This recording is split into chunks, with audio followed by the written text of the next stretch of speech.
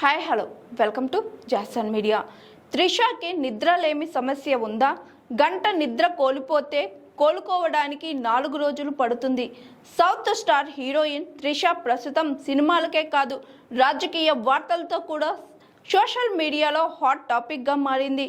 ముఖ్యంగా తమిళ star hero Vijay స్థాపించిన రాజకీయ పార్టీ తమిళ్ వెట్రి కళగంతో ఆమె పేరు ముడిపడి ఉండడంతో త్రిష రాజకీయ అరంగేట్రంపై ఊహాగానాలు జోరుగా వినిపిస్తున్నాయి.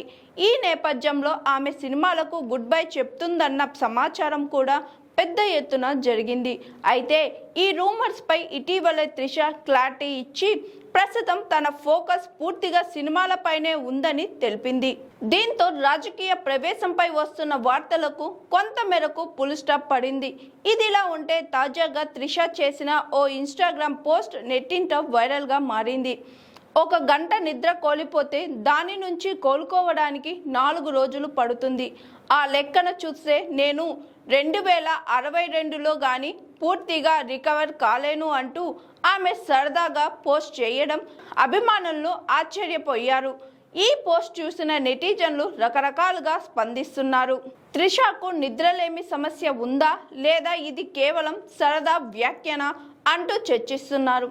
కొందరు అభిమానులు ఆమె ఆరోగ్యం గురించి ఆందోళన వ్యక్తం చేస్తుండగా మరికొందరు ఆమె తన రాత్రిపూట మేలుకొని ఉండే అలవాటును ఫన్నీగా చెప్పిందని భావిస్తున్నారు. త్రిష సోషల్ మీడియాలో చేసే పోస్టులు ఎప్పుడూ ప్రత్యేకంగా ఉండడంతో ఈసారి కూడా ఆమె తన స్టైల్లోనే నెటిజన్ల దృష్టిని ఆకర్షించింది. చిన్న విషయాన్నే ఆసక్తికరంగా మార్చి ట్రెండ్ సెట్ చేయడంలో ఆమెకు ప్రత్యేక గుర్తింపు ఉంది.